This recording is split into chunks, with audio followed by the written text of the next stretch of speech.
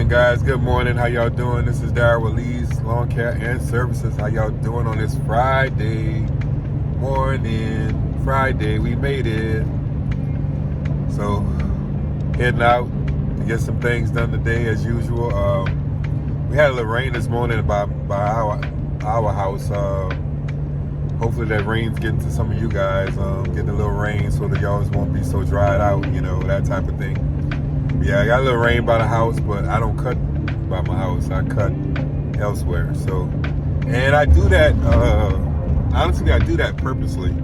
I don't like to cut around too much where I live because I like to keep my work distant. That's just me, Just call me crazy. I know a lot of people like to cut close. They want to be around their area so that way they can, run home and just, do whatever they got to do. And I get it, but me, I like to cut out in the distance, and then I like to come home because I feel like, to me, it's just my opinion that my work and my house is separated, when it's like that. I go to work in different areas, like miles away from where I live, and it's just worked out for me. I can't say that for everybody, and then some people like to work close, which is great. I don't knock that at all because you save gas. You save a lot of time, you're right on the yards real quickly, but I just like to work at a distance. I'll tell you a quick story about why I do that. The guy I used to train with, we would cut his neighborhood and all, because he had yards in his neighborhood, plus he had yards abroad and everywhere else. He had yards everywhere, but he cut in his neighborhood. So he told me one day, he said, I don't like cutting in my neighborhood. He said, because my neighbors, the ones I service, they watch that truck leave every day and come back every day. And, and they figuring, hey, he's got to get to my yard. And he says that sometimes, certain priorities, take effect because sometimes you get weather conditions or whatever that puts you in a bind, and then you have to get certain yards, and he was like, he was sorry that he picked yards up in his neighborhood.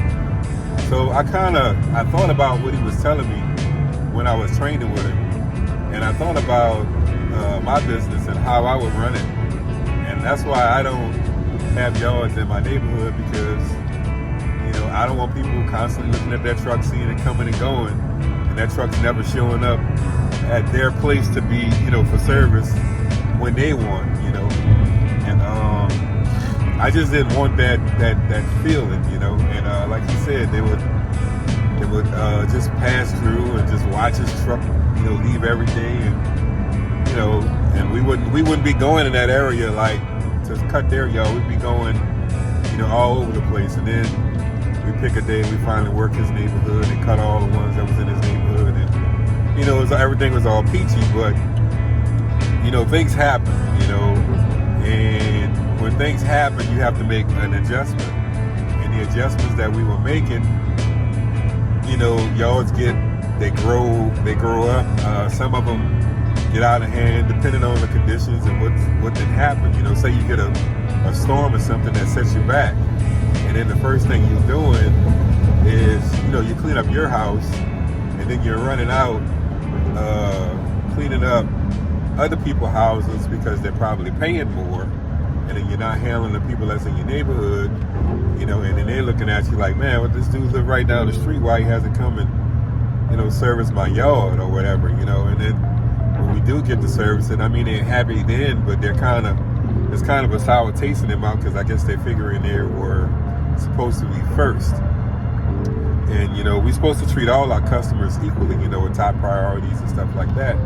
But as lawn care service providers, we'll be honest about it, we do have priority customers that we deal with, and I hate to say it, but those customers are going to get taken care of first, before we get to any of the other customers. I hate to say it that way, but I have to be honest about the business and how we operate. Some of us, we have a priority list of customers. And there's certain customers on that list that's like top echelon, for various reasons, You know, it could be longevity because it could be pay scale. It could be a number of things, you know, and then everybody else kind of falls underneath. You know, all of us, you know, that's been established in the business, we have what I call a top, either a top 5 or a top 10.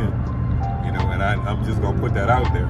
And those top 5 or top 10 yards that we do pretty much can provide the income you need to sustain all your bills and all.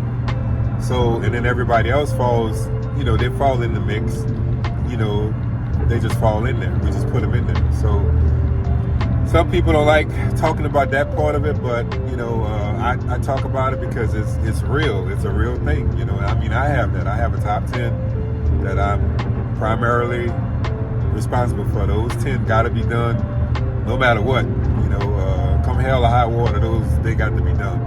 And then the other ones, they just fall in there, you know. And the good thing about this week for us, you know, we are on schedule. Think we caught up. You know, we've already done 30. I think I looked at it, it was like 31 or 32 yards already. We're heading out today. We got another maybe between 7 and 10 more we got to do. And then the weekend, I think I'm only going to have like 2, and then I'll be done. So that's my time, guys. I'll catch you on the next one. Love you. Enjoy your Friday. Peace out.